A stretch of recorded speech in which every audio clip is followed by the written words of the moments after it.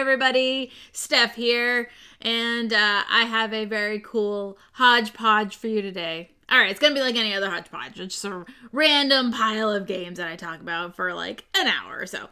As you can see, I am supporting Board Game Geek during Spiel Digital this week, and actually I have a break, this little break in this afternoon part of the day, so I could still have my hodgepodge. So that's exciting. So I understand if people are splitting their time between, or if they're just going to be watching the Spiel Digital. There's a lot going on over on BGG TV on the Twitch. So totally get it. Lots of great games that are being featured. I love hosting for them.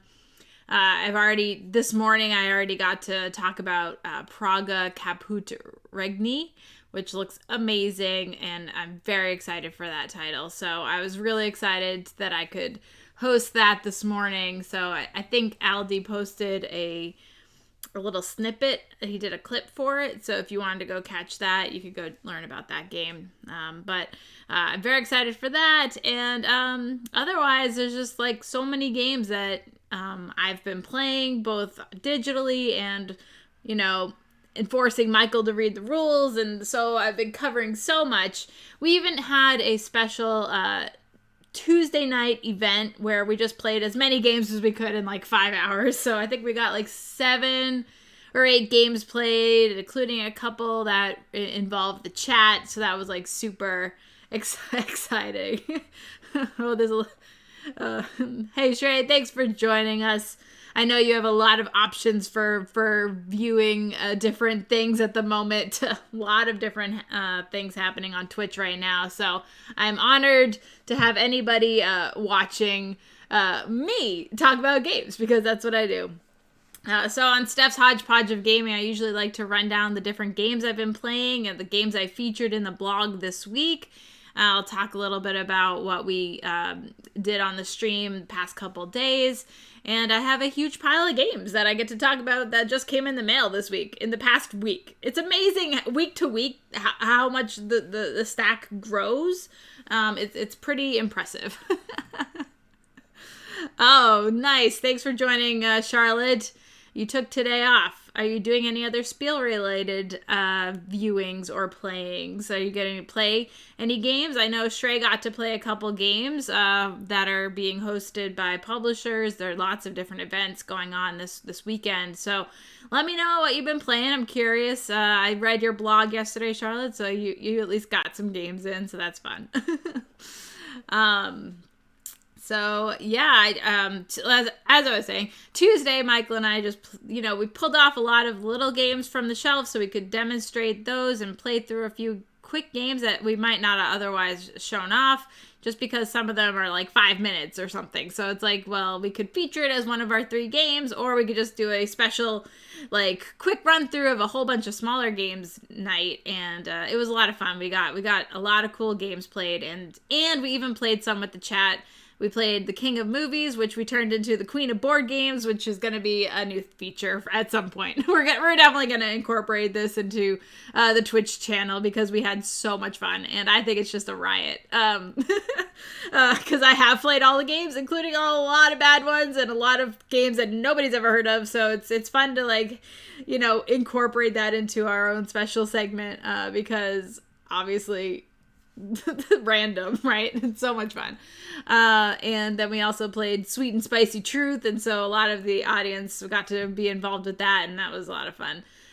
It's a great party game, and otherwise they're 3+ players, so Michael and I can't really play those by ourselves, so it was really cool to incorporate those into the gameplay. And that was on Tuesday, so if you missed that, you can go catch the Tuesday stream. On Wednesday we had a really cool stream, and I'll come back to that when I talk about Wednesday's blog, because I featured a lot of those games in the blog. So Monday I talked about Six Castles. Six Castles is a tile placement game, and every round you're going to place a tile into this collaborative board that's ever expanding.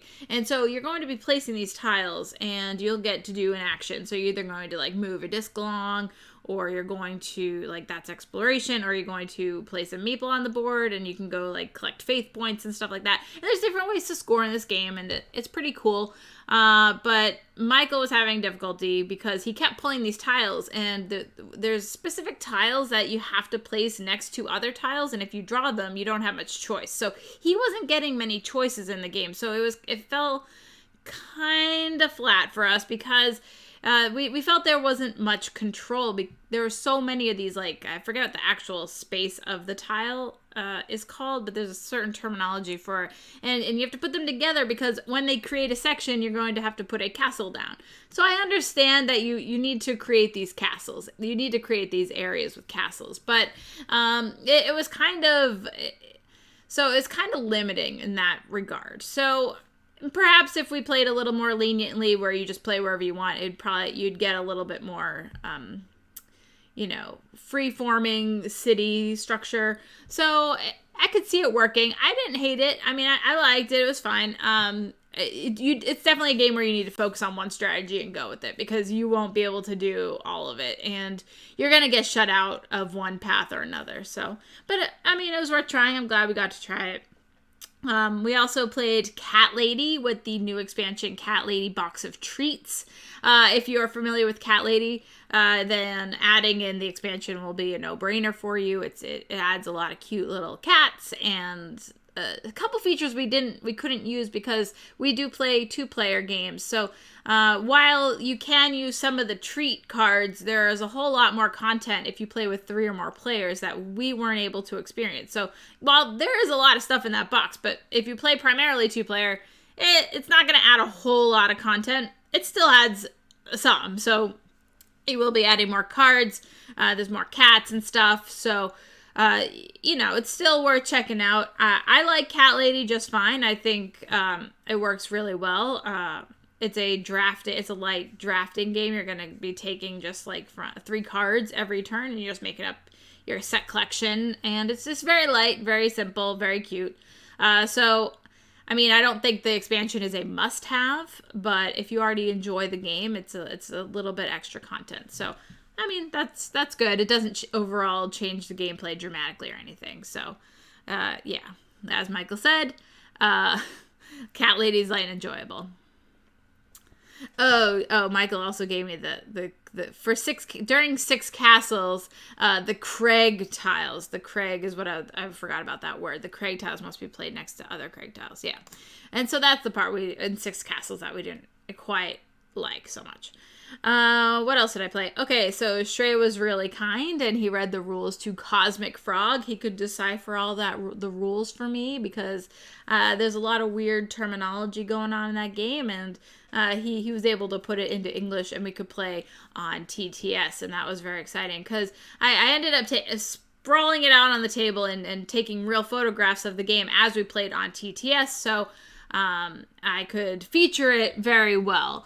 I wanted to make sure I was able to photograph it properly. And the game does play 2 players, but it's a little bit of a partnership kind of game. So you're actually controlling 2 frogs in a situation. And it doesn't make that much sense, but I guess because there's an area control thing happening on the board, a little bit, you can like attack people. So if I'm on one side of the board and, Michael's on the other side of the board, it's kind of hard to reach and do things, but you still can. I probably would like the game without the attacking part of it a little bit better because I'm not really like an aggressive, I am, but I'm not. So I don't want to go and, beat Shrey up. And we're very much like passive Care Bear kind of players when we play games. This is why I enjoy Euro games. So, I mean, the rules are fairly straightforward, and it's actually a very solid game. So if you like that combat feeling, I think you'll probably enjoy this game. You are trying to collect different land types and add them to your gullet because you're eating them. And then they get added to your vault. And the way that they're placed in your vault will score you points. But people can come attack you. And then basically you're vomiting up the land into their mouth, which goes into their gullet. And so, it's all very disgusting if you actually visualize these giant frogs, like, basically vomiting into each other's... I don't know. The whole theme is, like, it's totally crazy in my opinion. But it also keeps it interesting, right? I mean, it's special. And it has a whole, like, 70s vibe, and it's all psychedelic, and it's like, so that's what originally drew me to the game. Like, wow, this looks insane. Like, I want to try this game.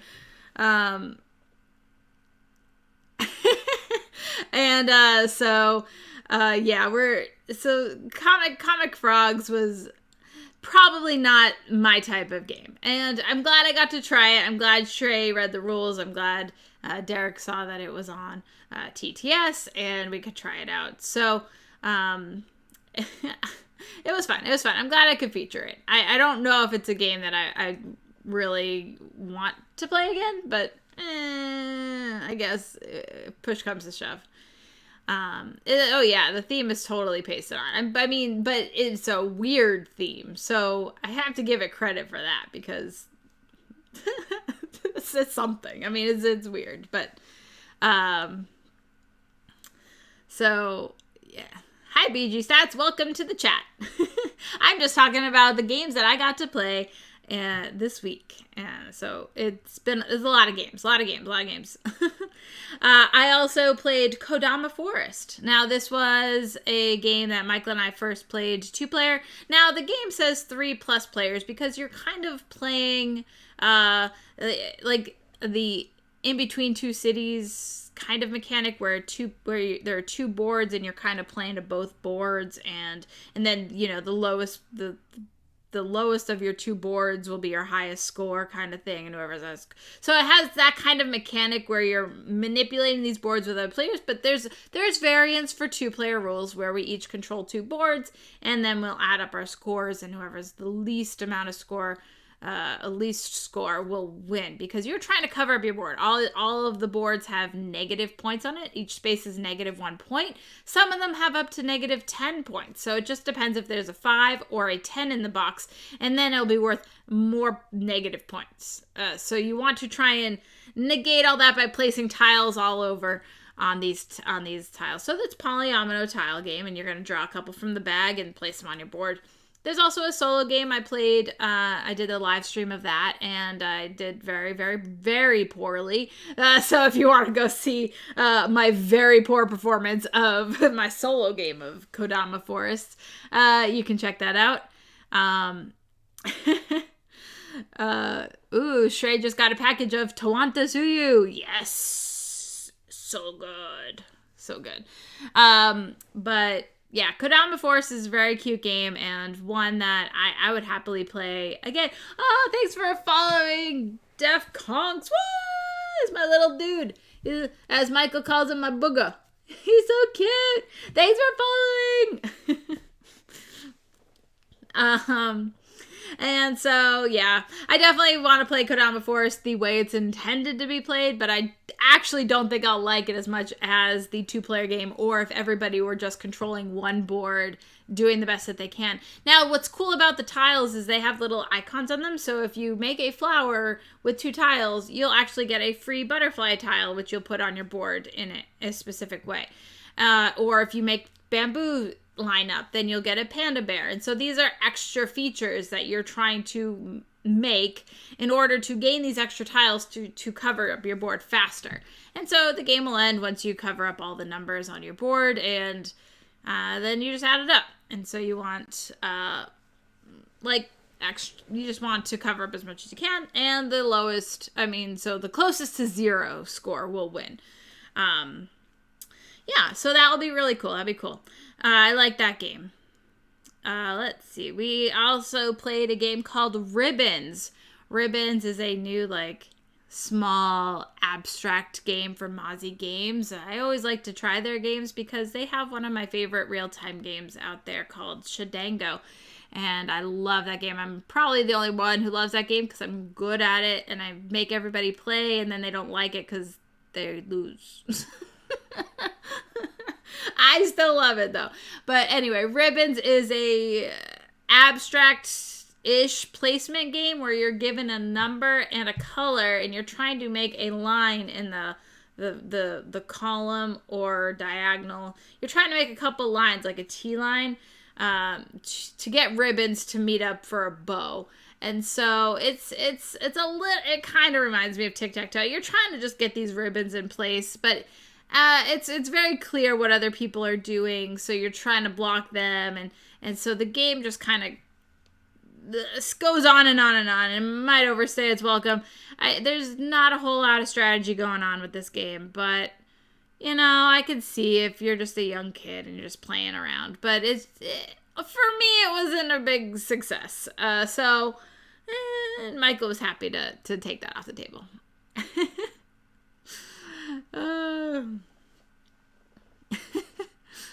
When in Rome. Oh, Justin, welcome. Yes, that makes sense. I'm like, I think I just friended Def Cogs. Oh yeah, that's Justin. Nice. I can't remember much, but I do remember that. Very cool. Michael says, yeah, Ribbons is basically tic-tac-toe advanced mode. So it was not the biggest hit, but we tried it. There's one more game on the train to 500, just right on in there. So I think I'm at like 410 right now for the year. So it's not, we're doing all right. And this month isn't even over yet. I still have like a week or something. It's all good. Hype. The hype train. Yeah, exactly. And this brings me into Wednesday's blog, which is awesome because we played some awesome games on Wednesday night. Wednesday night was one of the biggest nights that we've had, I think. We had a bunch of cool people stop in. So we started with the Shadow Network. So we had the publisher in the chat for a long while. He answered all of our questions, which was nice. We got to feature Shadow Network. So the Shadow Network is a new game which is on Kickstarter right now, and and you can go check that out. But in short, it's a worker placement game where you're collecting intel. One of my favorite features of the game is that whenever you go to a space, you're also dropping intel into other locations, making it a little bit more juicy for people to go there. So yeah, it's pretty cool. And you're just trying to collect all this intel, and you make a full. So I need 3 yellow briefcase parts to make a full yellow briefcase. And once I can do that, I get some influence. And the influence will help be your score at the end of the game. So the more influence you can gather throughout the board and different actions, the better off you are. It's fairly light. There's a lot of cool little things about this game. I really enjoy it. And I think, whenever it does get released, it's one that will stay in the collection. And we can, play and enjoy that one going further. So I'm glad that Eric from Talent Strikes was able to join us in the chat and answer all of our questions, because we had a bunch about timing issues and stuff like that. So he was able to help us along, and that was really good. That was really cool. But yeah, improvements can be made because the rule book is a little bit fuzzy. So on timing things, and so it's still, again, it's a prototype. So we want to try and offer up our suggestions whenever we can, and there's still time to make the game better. So we're trying to help them make the game better in that case. So yeah, he was very willing to hear our suggestions and all that stuff, and he took it all very nicely. So that was great. Yeah, he took as Michael said in the chat, he took all of our advice to heart, which was great. We followed that up with the Red Cathedral, which we were it's behind me, which we were pleasantly happy to have the designer Isra in the chat. He stayed up wicked late, and we went through all the rules, and he stayed through the rules, and he was a delight to have in the chat as well. So it was a really cool night. The Red Cathedral is a fantastic game. Michael and I both really enjoy it. You are there's 3 different main mechanics of the game. You're doing one of 3 actions, and so you're going to be gathering resources, you're going to be claiming cathedral parts, and you're going to be delivering these resources to the cathedral. But the way in which you're doing everything matters, and there's like a cool rondelle using dice to gather resources and take bonus actions, and there's a lot of really cool intertwining mechanics that are happening in the game, as well as like the score track, which is recognition and prestige. So you might get some recognition, move along, but then you might get some prestige and jump further.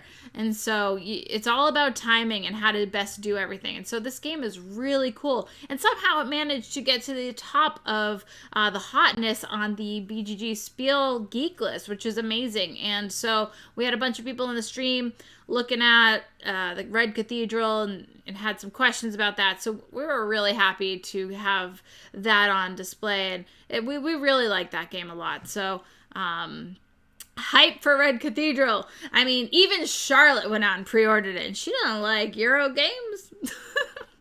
Just kidding. Oh, I love rondelles. So, anytime there's a rondelle, I'm excited. That's why I love Shipyard so much. Apparently, there's a rondelle in the Praga Caput Regni, and so obviously Sushi loves his rondelles. So I'm very excited for both of those games.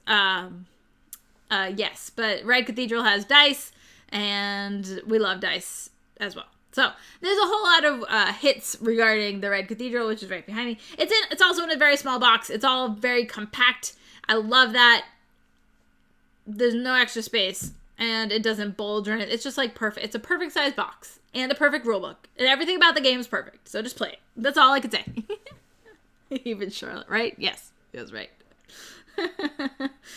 Yeah, so if you're looking for a good rulebook to read, just go read the Red Cathedral, and then use it for every example going forward in your life for what a good rulebook is, because that is the best that I think we've ever seen.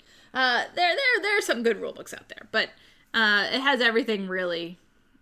It's well laid out with great examples. So I don't know. You can't ask for anything more. What else did we talk about?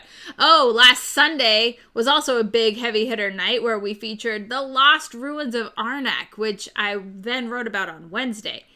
And we love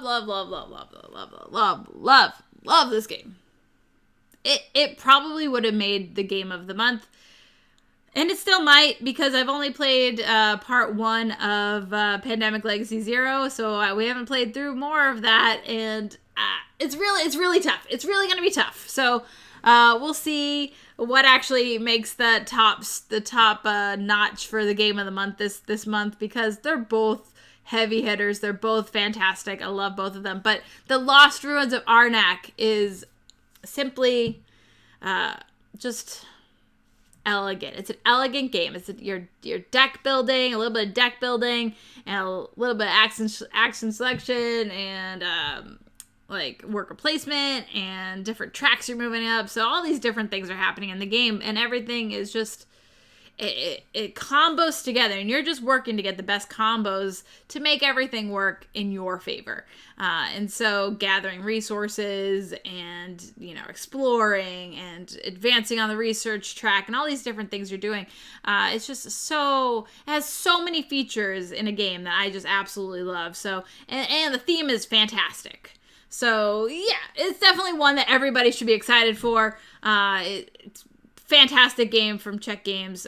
So I just have a prototype of it, and the prototype was fantastic. So even still, but I definitely want the production copy when that's available. So it's a must keep, a must have. It's just it's everything about it is great. So yeah. Oh, Duchess says, I'm still on the fence about Crystal Palace. Someone really liked it, some don't. Can't pick it up for 50% off, so I have to be tempted. So, Crystal Palace. I think a lot of people in this chat actually have something to say about that. But I still have it on my shelf. I've played it maybe 5 times at this point. I think there's some really solid games in Crystal Palace. You're doing a lot. My biggest complaint is that you might pick up some people or mechanics and inventions that you just can't find the other half to, because you don't get through all the cards. You might not find what you're looking for. So you're trying to like get these combos, but if the cards never come up, then you're gonna miss out. So it's a game that has some really cool mechanics and ideas. I like it generally. Whether or not it stays in the collection long term, I'm not sure. But I do like the Crystal Palace for now, and we'll play it. Every time the game ends, I'm like, yeah, I like that. So I do like what's going on in the game. I think the money situation is very tight in Crystal Palace. But yeah. Does it give away any spoilers?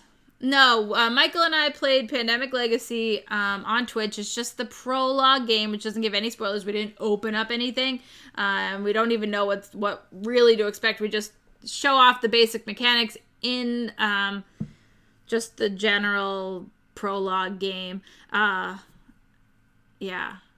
And that was really cool because Rob Davio was in the chat when we did that. And he's like, yeah, I don't remember anything. Don't ask me anything. I'm like, why didn't you help us out? He's like, I don't know. I didn't remember. I'm like, okay, fine. I guess that's legit. We will probably stream our playthrough. Plenty of spoiler tags. Rob Davio is great. Yeah, Michael said all that right now. But yeah, if we do end up streaming it, we will make sure to put spoiler all over. We'll probably even have a banner above our name saying, this is a spoiler of blah, blah, blah, game, blah, blah, blah. And just update that as we play through each game of Pandemic Legacy 0. So, yeah. Let's see. Yeah.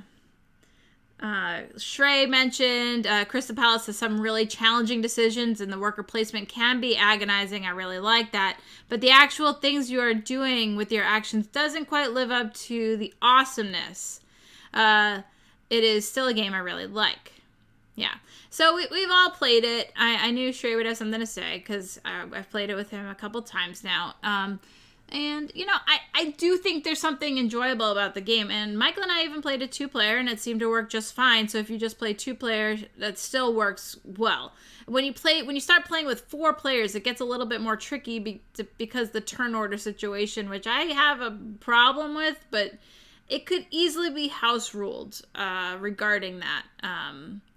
But, in any case, those are just minor things, and it's definitely has a lot of interesting mechanics, which is worth checking out.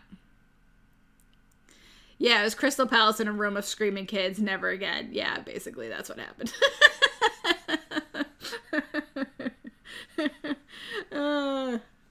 Haven't played yeah, exactly. Charlotte's like, I haven't played this game in a year. Rob Davio. Regarding Pandemic Legacy 0. Yeah, it's pretty accurate. Let's see. And last Sunday, Michael and I played a game of, on the stream, we played a game of Escape from the Asylum. Part 1.1, I guess. And we had such an amazing time on the stream playing with everybody. And I wrote about my experience with that on Wednesday's blog. So if you wanted to check that out, you can. This is an escape room that we both really enjoyed. The puzzles were highly entertaining and different. Everything felt different. And if you were a part of the stream, I thank you for joining us then. And hopefully we can do part 2 because we all had such a great time playing this game. There was like one puzzle that was particularly interesting. We needed a hint, but once we got the hint, Michael was like, oh, light bulb. And we were able to figure it out from there. And that was a really clever puzzle. So we're really interested to seeing what other puzzles are, within. And what's cool about the game is that there are 2 parts.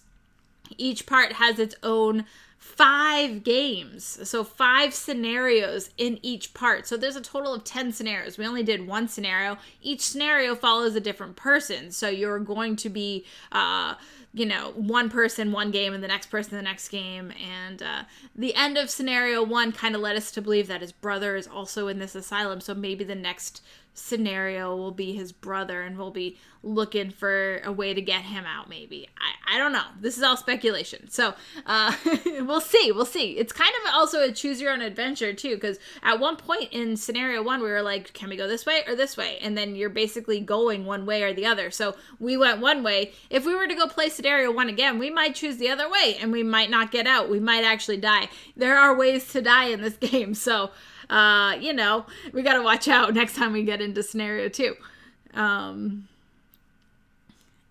Michael's like, and I'm largely burned out on mainstream escape rooms. So there's definitely something to be said about Escape from the Asylum. It is definitely one of the better escape type games that we've played. We do not particularly enjoy the exit games because their puzzles are not exciting or fun for us, but we do really like the actual puzzles in the Asylum game because they're more pattern based, so you can figure it out by trying different combos and putting the numbers in order correctly, kind of thing. You have to figure out the pattern behind it versus things you need to visually like manipulate and crumple up and ruin and all these different things. So there's that kind of difference where we like to puzzle solve based on patterns versus the visual kind of aspect. Welcome, Legends. Thank you for joining us. That was Escape from the Asylum. Very, very cool. Very cool game. So hopefully that is going to be available maybe through the BG store at some point unless they can get a partner in North America that can distribute. But I think it's a French publisher called Lifestyle Games, and it's a fantastic game. We really like it. I'm very excited to play more of that game. And finally, today's blog, Friday's blog, I started off with Flotilla. Flotilla is fantastic. I just got the real copy of the game, and I've played a few times already online before getting the real game. Like, I need this game, but it needs 3 players, so Michael and I couldn't just play it. So I asked Trey and Derek to give it a whirl on a TTS, and I set it all up, and I could take beautiful pictures. So I kind of did the best job that I could, setting up all of and we went crazy with getting water tiles. And so the whole board, I'm the whole time like, oh my God, guys, again. And I was like reaching over and like setting up the board, and it was like a huge sprawling game, and all the little bits, I'm like, oh my God, I can't believe how much stuff is in this box. It's like so much stuff. So, which is great. It is great. So there's so much replay value here because there's so many different like objective tiles that you can get, and so many cards to like try and like work your strategy around, and whether or not to go to the sky side or be in the sink side for like 2 more rounds. Who knows? All these choices, all of the options in this game are just fantastic. Shrey writes, Flotilla is one I definitely want to play with in person with 4 players. I think the decisions of the sink side versus sky side would be even more interesting. We've only played it online so far. I've played it only with 3 players. Did we play with 3 or 4? We might have played with 4 when we played with Did we play with Dan? I don't remember.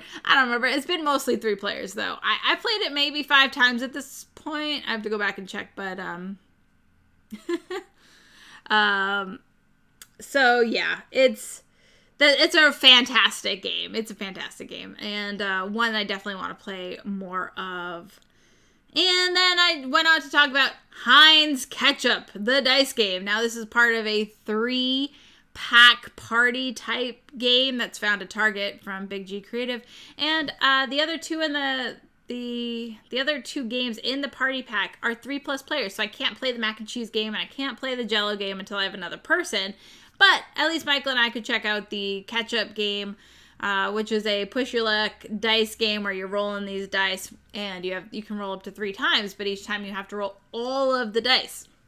You only score points if you find ketchup bottles on your results. Or a 57 result. Which is their like little logo, 57. And so you're trying to hit 57 mark exactly. If you go over, then you're eliminated from the game, you lose.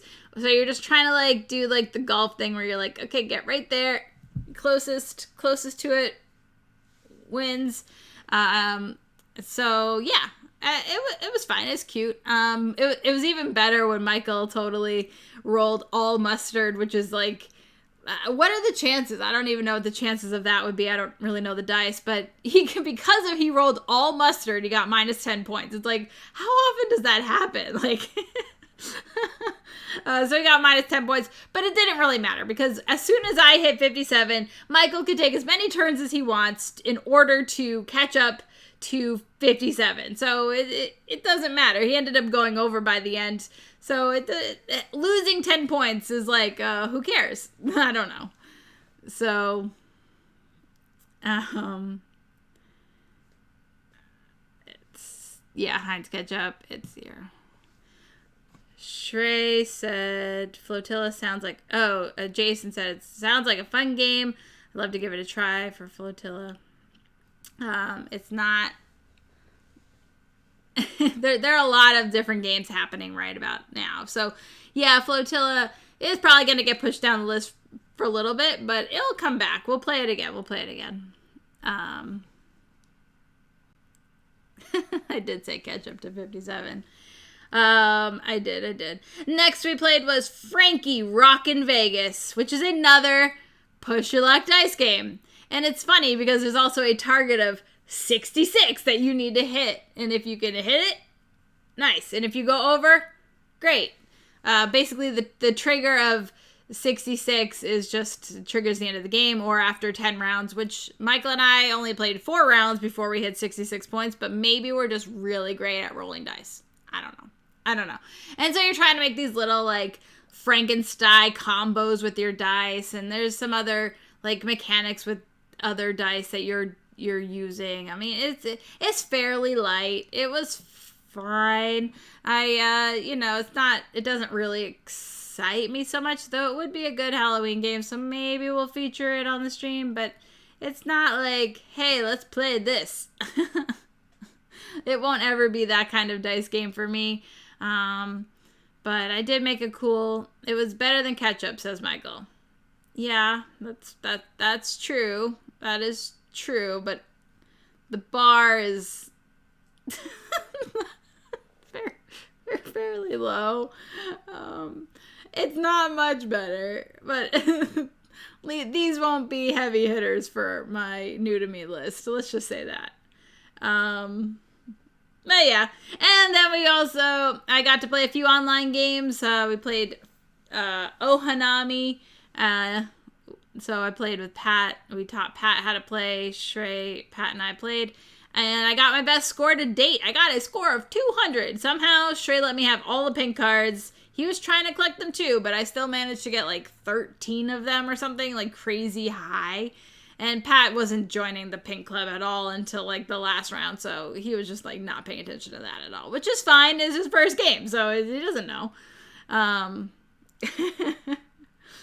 Yeah, you did. I think, Shrey, you got maybe 10 of them, 11 of them maybe? So you did well. You did well, but not as well as me. Yeah, you did what you could. But Shrey still lost, so not that great. Maybe he was trying to block me too much and then ended up hosing himself. I don't know. It's possible. And then we followed it up. So Ohanami was basically the filler while we waited for Dan, who was being slow. And Dan joined us and we played a game of Furnace. And this is a game that just came out. It's on Tabletopia right now, where you can find it during Spiel through the end of October. So if you're interested in Furnace, I would highly recommend checking it out. It's fantastic engine building kind of game, very light, but the bidding mechanic in this game is very, very cool. Because you have like discs 1, 2, 3, and 4, and each location that you're bidding on can only have one of your color and one of each number. So you're trying to like gain majority almost, but also not, because if you have your 3 on top of a 4 that's already there, you're not going to win the card, but you will get 3 times the reward at the top of the card. So maybe sometimes gaining the rewards on the card are better than than actually claiming the card itself for later use. And so there's a time where you want to grab the cards, and there's a time where you want to just grab resources. So using that to your ability and figuring out what works, and everybody has different unique power that they have in the game. There's a lot of really cool things going on in Furnace. So this is definitely one I want to play more of. And, Dan was less impressed, but I think Shrey liked it. At least would want to play it again. And I don't think we played with Derek, so we'll probably have to play with Derek at some point, because obviously. And it's one that I want to play more of anyway. Yeah, see, Shrey said, I gotta play Furnace again soon. Yeah. What are your top 3 games from those mentioned today? You know what? That was the end of my list. So my top 3 games, Lost Ruins of Arnac, for sure. Probably Flotilla, and probably Red Cathedral. Those were the most entertaining games. I do really enjoy Shadow Network and Escape from the Asylum. Escape from the Asylum could also go straight up my rating depending on how the rest of the scenarios pan out, and if we, if some really cool things happen, and it might just turn into my favorite escape game. I could easily see that happening. So it's, I think those games are really, really great. Other light game. This wasn't a big heavy hitter week for me in general, just because I've been crazy busy with streams and Essen and planning out. So normally I write down all the way to the bottom of my sheet, but I guess I wrote about less games this week, and that next week is going to be like slam packed. I'm going to have like tons of games that I can talk about, because Michael and I have been playing a whole bunch of games recently, and there's still so much to talk about, and we plan on learning a lot more in the next week. And my New to Me blog will come out a week from Monday, because that's the 1st or the 2nd or something like right around there. So that Monday will be my New to Me blog. Hopefully have about 50 titles to talk about, like little blurbs, and we can talk about that. So there's a lot of good stuff going out Monday, November 2nd. Thank you.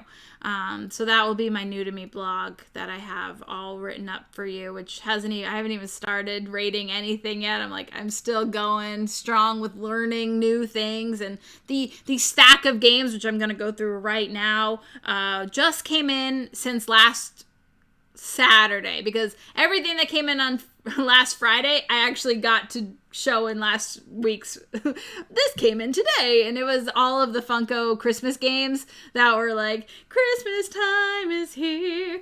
And so like all those little Funko Christmas games that I got that day. So I remember showing off those. And so all of these games I'm about to show you came in within the last 6 days. So it's kind of insane over here. Every day is like, this game day.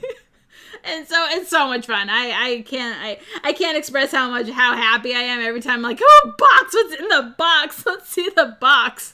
Just like, it's ridiculous amount of games. Yeah. Michael's like, oh my God, you crazy girl.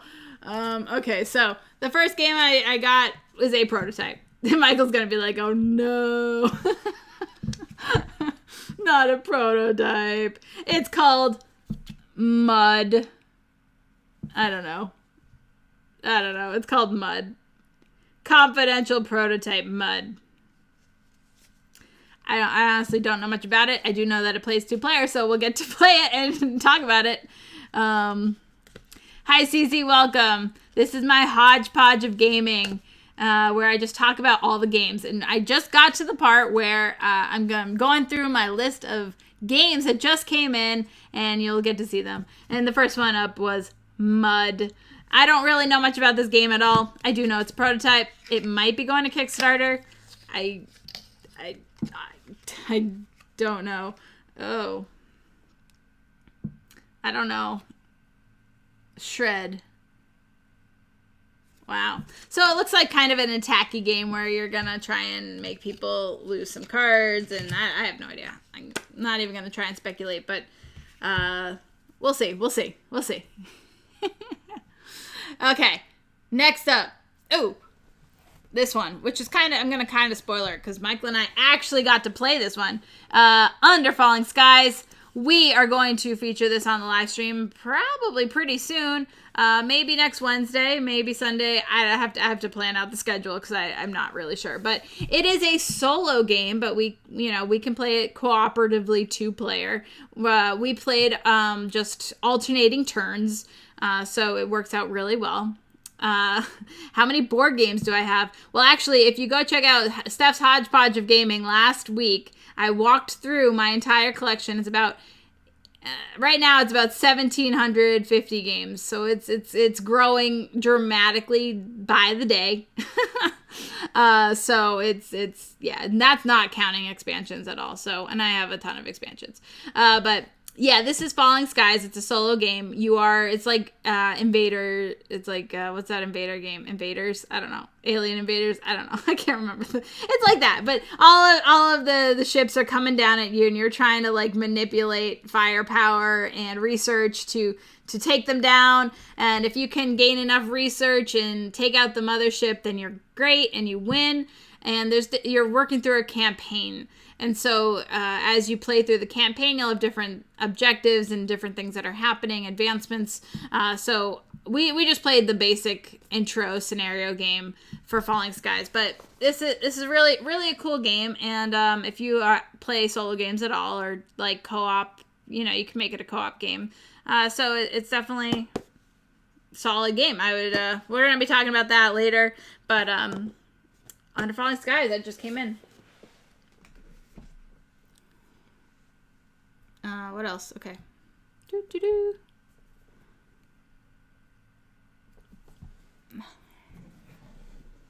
Oh, it's backwards.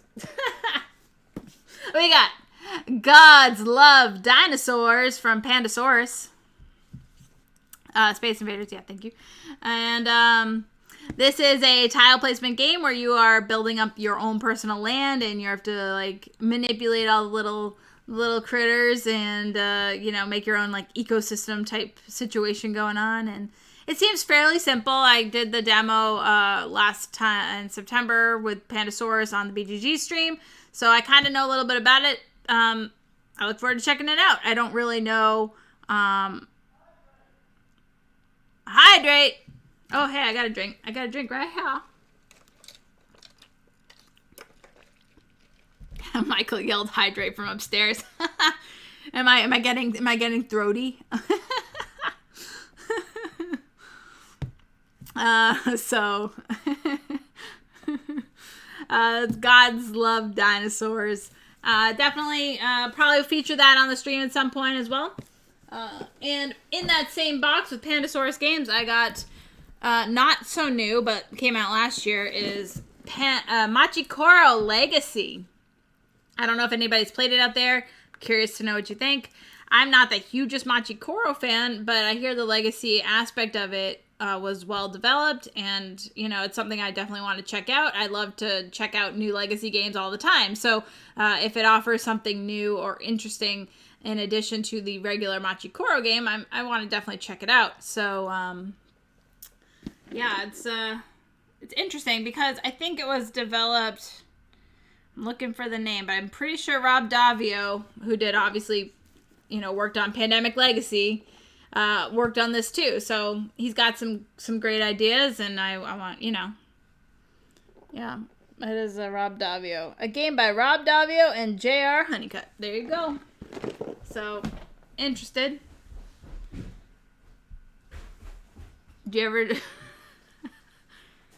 Well, you asked for it, right? So, of course. Oh, God! What are you doing? Ow! Look, it's so rude. Oh!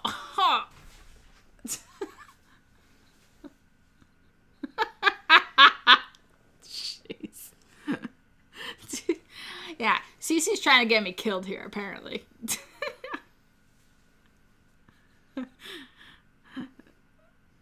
a wild Michael appears. Oh, Olab, oh, boo. I don't know. Thank you for following. Yay. It's my little duder. Yay. Thank you so much for following. Yeah, Michael's trying to get me killed. He's like pushing my chair into the table and my knee's getting banged up. I'm like, oh my God, ow, pain. Yay. Oh my gosh. All right, so should I go with stack number 1 over here or stack number 2? I haven't even got to the stacks yet. Those are just the beginning of the stacks. These are the real stacks. Stack 1 or stack 2? I'm gonna go with 1 because it's right here. I got this game called Windmill Crate, not crazy, Cozy Stories. So this publisher actually is Crow D Games, and they supported my Kickstarter that recently ended at the publisher tier. So I'm going to have a publisher night, so I'm going to play several of the games that came in the shipment.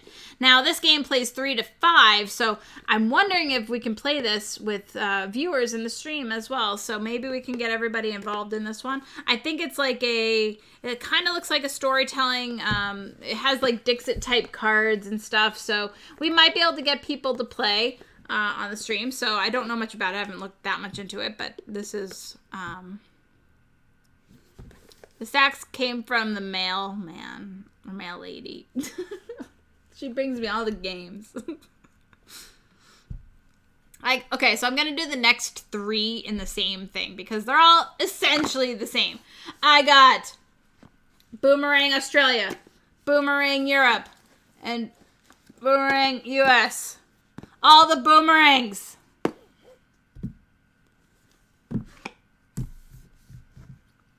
Now, if you played Boomerang, the original game, it's fantastic. I absolutely love it. But it's because it has a drafting mechanic. I love drafting. And it's a roll and write, meaning it's a draft and write game. So I'm very excited to check out all the different maps for Boomerang. Definitely excited to play these games. So I can't wait. I can't wait. These just came in, so big fan. They look amazing. Yeah, most all of these games are review games that I will be writing full reviews and featuring on the stream if I can, and you know, if it's deemed worthy of my time. Not all games make the cut for being on the Twitch stream, but you know, I definitely will feature everything in my blog and write full reviews and take pictures and post on Instagram and all that jazz. So with all these new games, but games like Boomerang and stuff, I know will definitely feature on the channel. If you have anything you want to see on the channel, I'm happy to take requests, because every day I'm like, what do we play? I think people want to see this. So I'm actually doing a pretty good job with that, because, you know, picking games like Lost Ruins of Arnac, because obviously everybody wants to see that.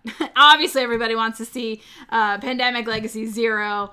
So all that good stuff. I think we'll definitely take a look at Mariposas,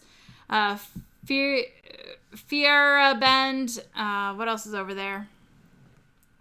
Blue Skies, Bees. We'll probably play all those at some point.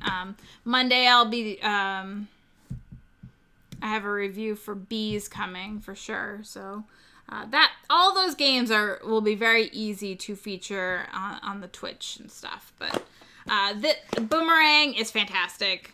Love it. So I'm very excited for Boomerang. I got this little trash can right here. It's like literally a trash can. It's called Playing Possum. Playing Possum game. Don't know much about it, but dang, it's cute.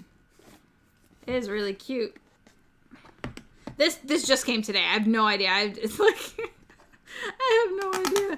Amigo games. I want to open it. Look inside. It's probably cards. Last time I played a trash can game, it was that trash can game where you're like dexterity putting cards on. It's a Oh, it was a Mayday game. I can't remember what it's called. That came in a trash can too, though. All right. Yeah. Playing possums. Look at that. Okay, so you got something like the apple core. I don't know. It's kind of a big case for just a small little... That's it. That's all you got. That's all you get in that little trash can. I mean, it's a cool package. It's a cool package. Play anything once, right? It says 2 to 10 players, so it probably won't take very long. Do I even read the chat? I'm trying to. Hi, Quicksand. What's the question, Michael? I'm sorry. +1 points for the Pain Possum package. Playing Possum? Garbage Day. Yes. I try and read the chat, but I'm also like trying to talk about games. I'm really bad at like multitasking. But I'm trying. I'm doing my best. Okay, next up from Amigo that came in today was Saboteur, the Lost Mines game.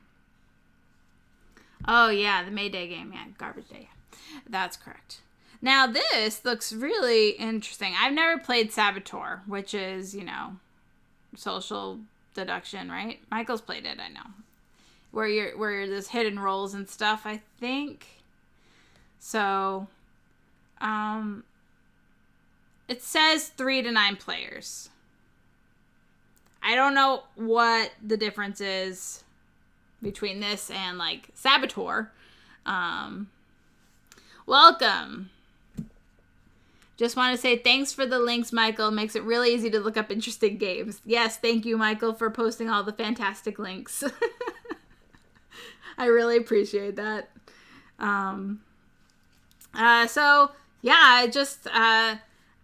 it's definitely a board game. So it looks like you're placing your paths down on the board, and maybe you're trying to, let's see, in the far reaches of the forest, there are old, long-forgotten mines brimming with gold, silver, and gemstones that are ripe for the taking. So gather your dwarf clan and start building a path to the mines. But beware, one of the mines is guarded by a dragon, and the forest paths are filled with trolls, traps, and otherwise obstacles you'll need to work together to overcome. But the biggest threat comes from within. Your team's unknown saboteur works for the other team, and the selfish dwarves are the only out for themselves. So it is a hidden traitor, board game. So we'll have to figure out how we can play that, Michael.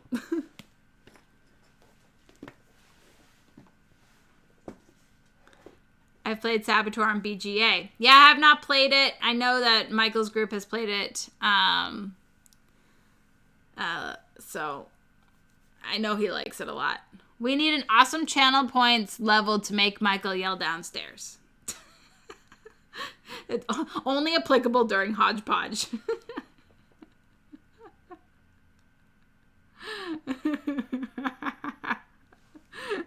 Oh, yeah, that all makes sense. It's all good. And finally from Amigo Games, we have Bear Down, one of the cutest little bear games around. Oh, you gotta come sing a song now, Michael. What song should we sing? I didn't plan for a song.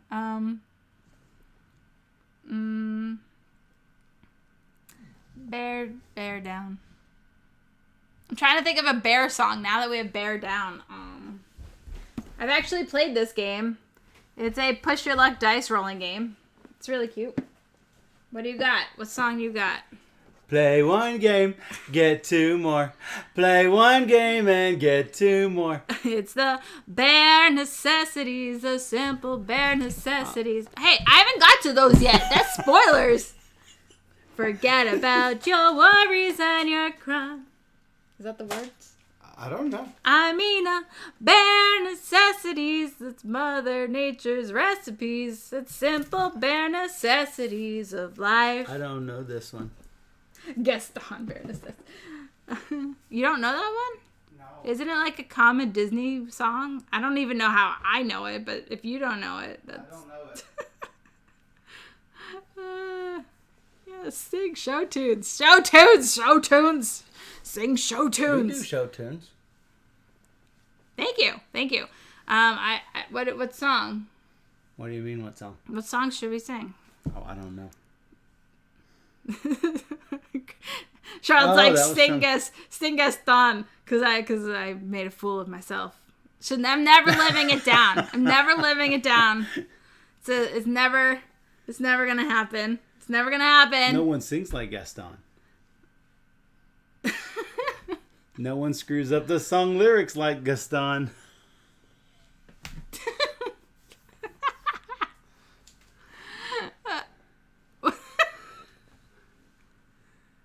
I'm trying to think of 42nd Street. There's I knew one song from 42nd Street at one point.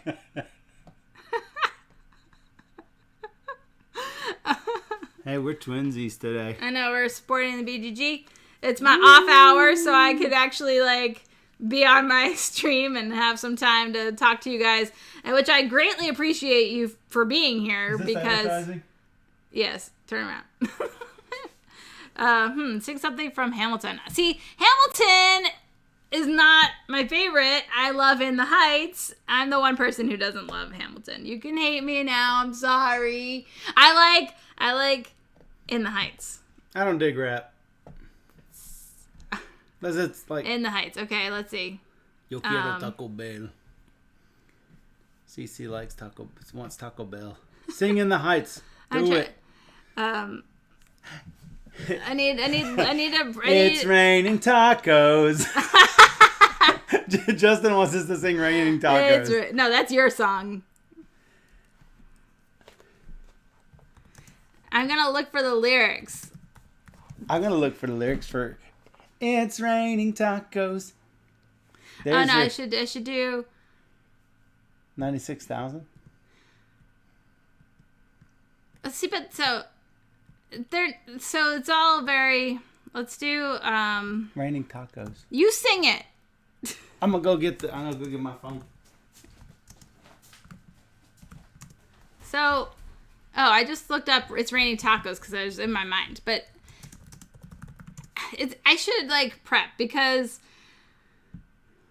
it goes. I know the initial song, but that's not it's not supportive of my voice. It's like lights up in Washington Heights, up at the break of day. I wake up and I got this little punk I gotta chase away. Pop the gate and crack of the dawn while I sing. I'll wipe down the awning. Here y'all, good morning.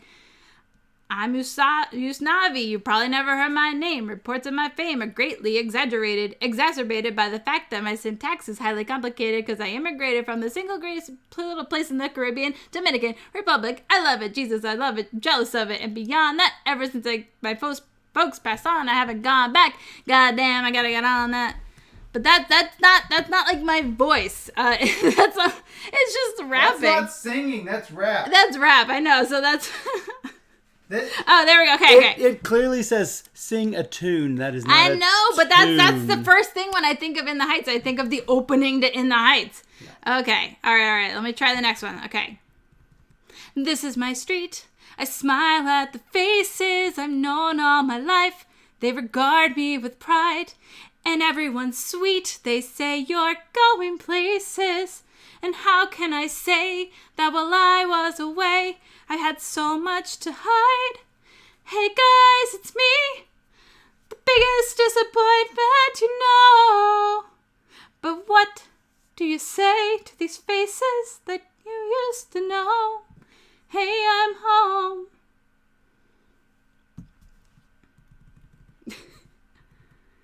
Just breathe. And then it's a whole lot of... As the radio plays, I've forgotten boleros. I think of the day when the city was mine. I remember the phrase, "Adoro te quiero." Oh man, I'm not very good with my language pronunciation. But, there you go. There's some of In the Heights. and I missed all of the chat because I was reading the words. Because I know it if I'm listening to it. It's like so much easier. It's raining tacos from out of the sky. Tacos, no need to ask why. Just open your mouth and close your eyes. It's raining tacos. This is the best. Yes. Yes. Shell, cheese and meat. It's raining tacos. Now stop. This video's gonna get ruined. I'm not gonna have a video after this. I'm gonna get taken down. I'm so confused. Yeah, me too, Shrey. Me too, Shrey.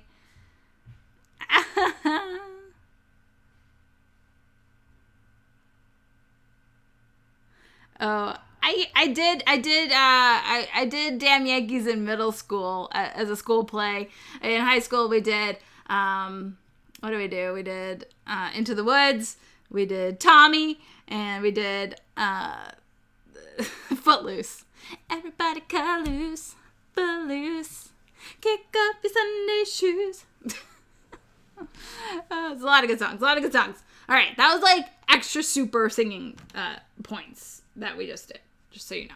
That was like way too much. But we went on a little like derail. I still have a stack of games and I'm running out of time. I've already like used up my time. We have Art Box, which is 3+ players. It looks like you roll dice with shapes and then everybody will have to draw shapes using those dice that were rolled. So I don't really know how it's going to play. Obviously, I don't think we can play with the chat, but if I can figure out a way to maybe have some digital guests on, maybe we can play. But, it's also from Crow D Games. So, I have more from them coming up right here. We got the expansion and the big game. Hello, Game Jedi. Welcome. Oh, I did Pippin in middle school, too. Oh, I love Pippin. We have the Deep State, the New World Order with the expansion. So, all these... This is also Crow D. So, we'll see. I have a publisher game night coming up. I haven't discussed it with them yet, but they sent me a bunch of games so we can sort out what games we're going to play on the stream. And, hopefully we'll feature a lot of great games from Crow D. It plays 2 players, so I am confident that Michael and I will be able to get that played soon. What just happened? Okay.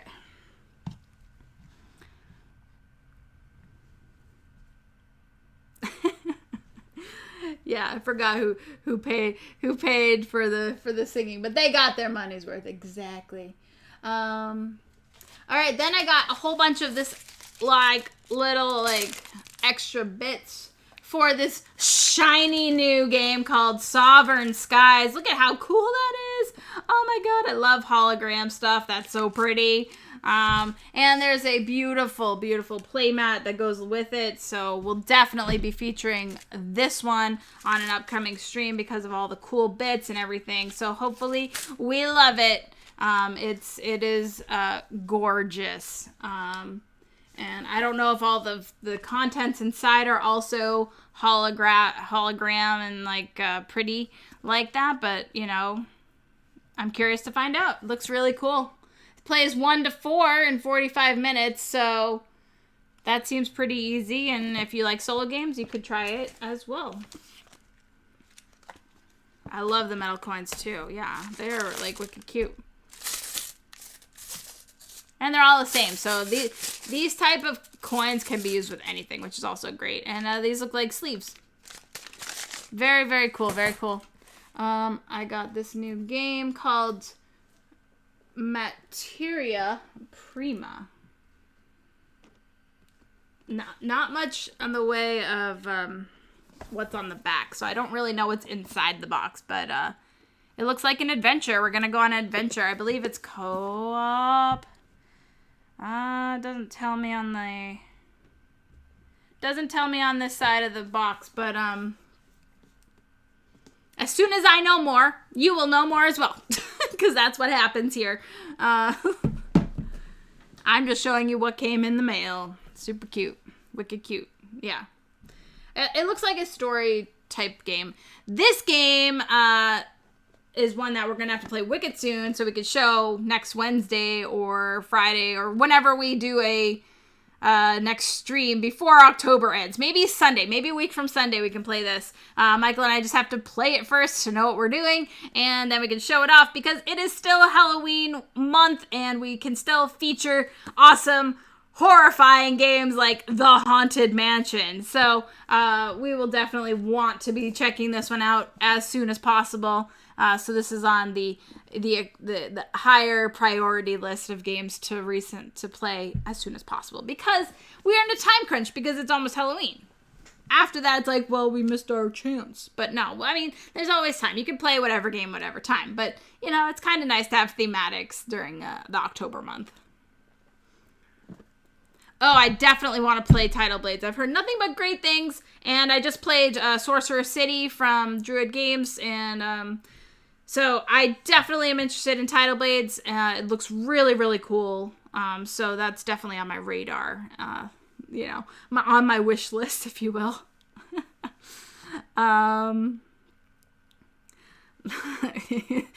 Michael's like, Last Night on Earth, you keep avoiding it. Play it. I have played it. I don't want to play it, but if you insist, then we will. We just have so many other games to play right now. Like, so many other games. So many. Play it. God, you people are so bad about peer pressure. It's a cooperative, walk around a town, defeat monsters, roll some dice, play some cards. Michael will explain it better than he's played it more than me. I've only played it one time during a very busy Gen Con, so it wasn't like the best experience, but you know. All right, so we have next on this pile, Enigma Beyond Code. This looks cool. This is another one from Crow D, so this is probably a game that we'll be featuring during the publisher night. We just need to play it. Looks really cool. I have no idea. I like the idea of Enigma. I watched that movie, whatever movie that was with Redmond. He was so good in that movie. What the heck was that movie called? Who knows? Shrey knows everything. Tell me, Shrey. Eddie Redmond, or yeah. Anyway, he's so good. I think it was him. Maybe it wasn't him. Maybe I'm just crazy. It does look like a detective game. It says Enigma Beyond Code is a lightning-fast game of deduction. You will explore an agency's mansion, searching for cards you need and keeping a watchful eye on your opponents. The player carries out their secret mission before anyone else wins, unless chaos doesn't consume the world first. Yeah, that's what I thought. I thought Eddie was in that one, but maybe not. Maybe it was somebody else. I don't know. I'm just crazy. I'm trying to remember that movie. Maybe it wasn't him. Dang it. Yeah, I thought it was him, but maybe it wasn't. No, I like, oh, he was in, yeah, I saw The Theory of Everything. That was a great movie. What? I thought the movie was called Enigma, but maybe it wasn't.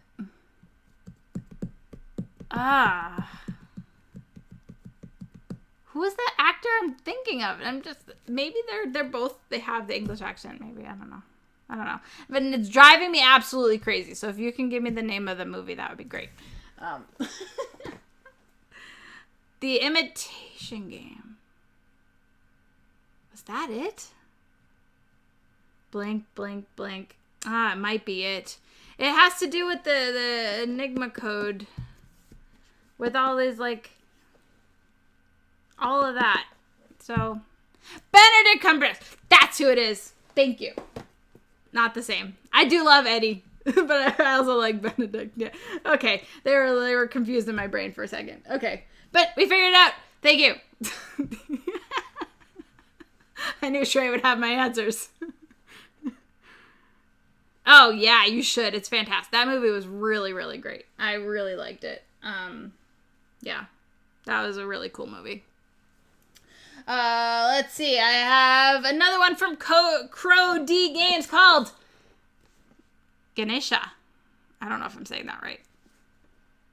Anyway, this game looks amazingly beautiful, and this is on the new SN release list, and so this is why I contacted him to begin with, because I'm like, oh, I'd love to review this game, and then he ended up backing my Kickstarter and sending me all the other games, so I'm so excited just to be working with Crow D Games, and showing off their titles and learning a little bit more about what kind of games they're making, and we're excited to have that game, the publisher night, be a special feature coming up.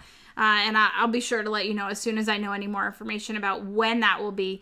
But I'm going to be definitely probably showing this one and Enigma and Deep State, whatever else I can that's not 3+ players, unless we can get the chat involved some way, in which case we'll be glad to do that as well. So all these games seem really cool. Very, very excited to check that one out. And probably the game that I am most excited about out of all of these games, I saved it for the very last. This is the last one in my stack today. I know, there'll be more next week, don't worry. Is a very highly anticipated game from Hans im Glück called Paleo. I'm so excited. So excited. I don't know. Any Hans im Glück game, I am always very interested in checking out. They always have very cool titles like Hadara and Marco Polo and, Carcassonne and all this stuff. So all of their games I really enjoy, and they stay on my shelf for a long time. The Palaces of Carrara. I can't even see, but they have so many great games. So I'm always excited to check out the games that they decide to publish, because they put a lot of time and work into developing the best game possible. So Paleo is high on my list of games that I am very excited to play.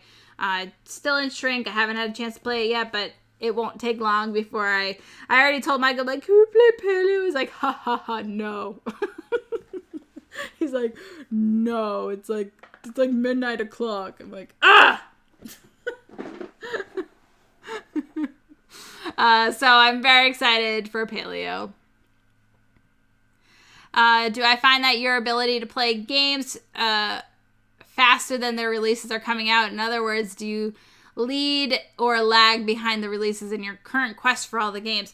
So it's weird, because Spiel has this crazy impact of games. So right now I'm feeling a little bit overwhelmed because there is so much to play, but I try and spread out. Like, if a publisher sends me a couple games, I try and play one, and then I'll play somebody else, and then I'll play, and then I'll get to that other one from a publisher at a later time. So it's like I'm spreading out their publicity and their games among weeks versus just all in one go.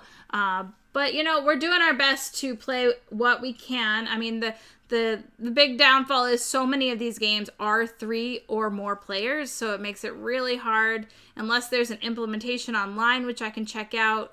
And fortunately, for some of them there are, and I make sure I read the rules. And we can get those played. But I just do what I can. We've learned already 40, 50 games this month. So we're doing a lot of playing. So Michael's been a good sport of reading all those rules. I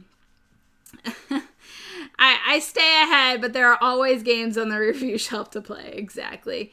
And I'm trying not to get as many prototypes, just because those take up a whole lot more time, because their rule books generally aren't as good, and I want to try and feature a game as best that I can, and that usually requires asking the publisher or designer many questions in order to make sure we play accurately. So it's tough. It's tough. But we do what we can, and there's a lot of good stuff going on. Yeah, there's a lot of rules to read when you have so many games to play. It's true. So that's why Michael's like, let's play like this 15-minute game. Let's play this 30-minute game. So all these like easier, lighter games, and then, you know, we'll work our way up to some of the bigger games. But I'm just like, let's play Paleo. Let's just sit down and play through the whole campaign of Pandemic Legacy 0. We'll leave everything till after that. So there, you know, there's a time and a place. I'm trying to say no to prototypes. It's hard because I want to play a lot of the new prototypes. Like Shadow Network seemed really cool, and the prototype was really nice. Lost Ruins of Arnac was actually a prototype when it came to us, but you know, that's coming out really soon. I mean, that's a finished product at this point, but it was still a prototype form. But is there a game you wish you could just play all the time, but you can't because you have to do another game? Michael would probably answer yes. Because I make him play so many things he might not otherwise want to play. I would say there's no particular game that I would always want to play over a new game, but I mean, if there was a game, it would probably be Feast for Odin or Fields of Arl. You know, the big heavy hitter Uwe Rosenberg games that I just love that I could play over and over and over and just never get tired of. But I do miss playing them all the time. But even the other day I did a live stream of Feast for Odin solo mode, and that was super fun. I had a great chat going on, and you know, a lot of people really liked to see Feast for Odin. I didn't really get into too many details about the game because there was so much going on, and I had all the expansions being played and all the little different things going on. So yeah, it's pretty cool. But the thing is, I always like to learn new games. There's so many games I love, like Gingopolis and all the Uwe Rosenberg games and all that stuff. So I have a big long list in my, you know, favorite games, but it's just every new game is a new possibility, right? So I don't want to miss out on a cool possibility. I want to try everything and see what's out there. And that's why I like to play all the games. That I like that. And then people like reading about that so that they don't have to play all those bad games. And Michael would probably prefer that. But I think he also doesn't mind learning the games too. Barry says, I still need to get Odin high on my list, but so many great new games too. No, Odin should be the first one. No other new game. Odin goes first. Odin, if I could have like one game in the collection, as much as I love Gingopolis and never, ever, ever, ever would part with Gingopolis, A Feast for Odin would be the one game that if I had to kill all the other games, it would be that one. And so, yeah, Feast for Odin is not my number one because I love everything about Gingopolis. It is a fantastic game. It's just such a pain in the butt to teach. It really is such a pain. I hate teaching it. It's not that it's hard. It's just a pain in the butt. It's just like nobody understands the different iconography symbols. Nobody understands the mechanisms. It takes the entire game for somebody to understand what's going on in that game. And it's always so like, well, Charlotte did a good job of understanding it, but she is a sport. So, you know, she also said you could skip Odin, which is not accurate. You cannot skip Odin. Yeah, Gingopolis is still my favorite. I just think there's so much replay with the Feast for Odin solo play. Like, if I had to, like, kill all the games, I guess I would be left with A Feast for Odin. And I love Fields of Arl. I love it, but it doesn't support more than 2 players. I mean, it does with the expansion, but I don't recommend it. The expansion does add a whole lot of content, which makes the game even heavier, if that's even possible, because the game's already fairly heavy with a lot going on. But I wouldn't recommend playing with 3 players because it's not really supposed to be played with 3 players. And, yeah. Oh, I need to. Shrey, did you already look? Can you pre-order that yet? Holler Tau, the new Uwe Rosenberg game. I need it as soon as possible. It's supposed to be like a mixture of Agricola and Caverna, so obviously I have to have it. I have to have it. Give it to me. This is probably, if I play it this year, it could possibly be the game of the year. I mean, anything over Rosenberg is just like bound to be amazing, right? I mean, or is it just me? It's probably just me, but there are a few misses that he's done. Okay, there have been a few, and some of his lighter stuff is not great, but most of his like big, heavy box, big, huge games, they are usually fantastic. So I'm very excited to check out Holler Tau.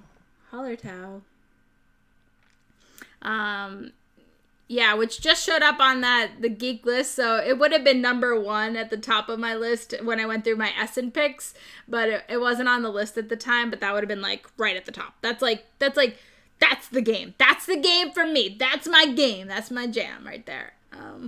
Thank you, Michael, for putting that in the chat.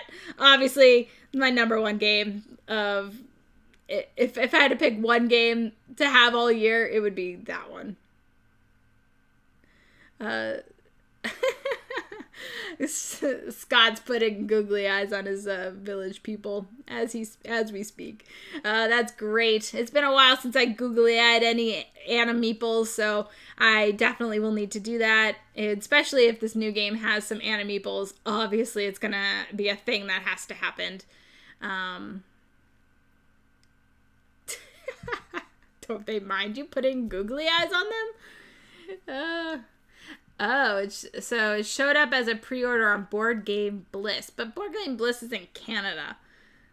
Shipping from there is always like really expensive, but shipping from Lookout Spiel website is not so expensive. I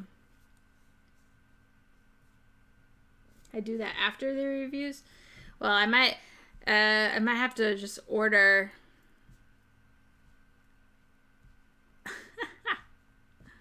I might just have to order it through the Lookout Spiel website, because I don't know if they do reviewer copies at all. I've tried to ask for review copies from them in the past, but they said no.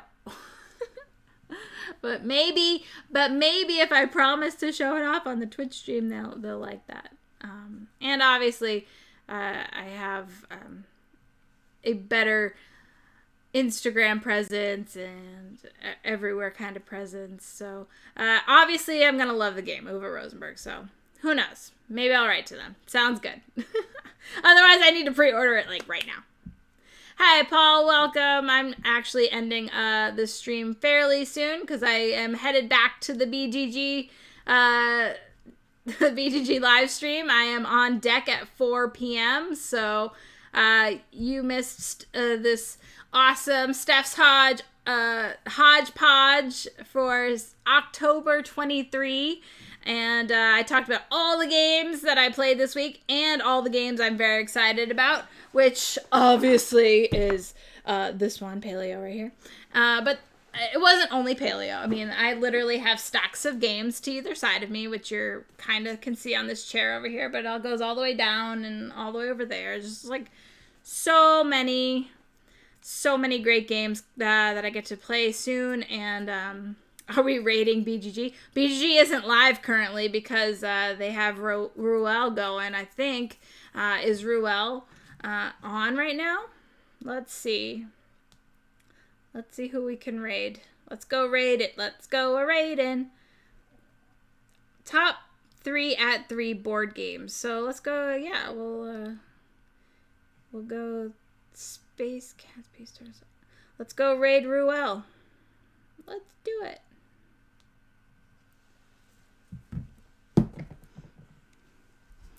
Because BGG is hosting, I think, Ruel during this hour. So let's, yeah, but Haba's playing.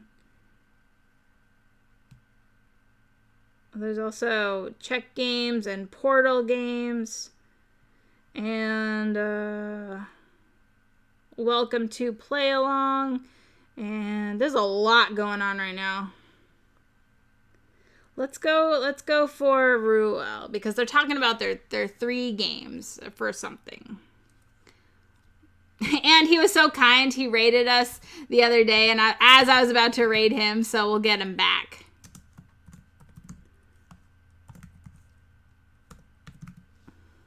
Thank you, everybody, for joining me today.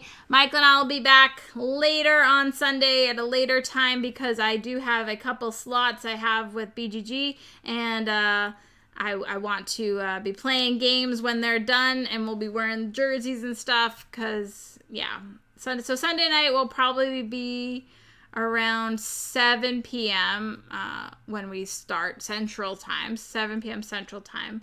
That will give me a little bit of time after the BGG, after I'm done with my shift with them, that I could set up and, have it all ready for you. And I will play something really cool, something that's new. So you can join us on Sunday. And thank you so much for joining us. Okay, so now we're getting ready for Ruel. Appreciate everybody for stopping by, and even got to sing a few tunes. I will see you next time. Bye!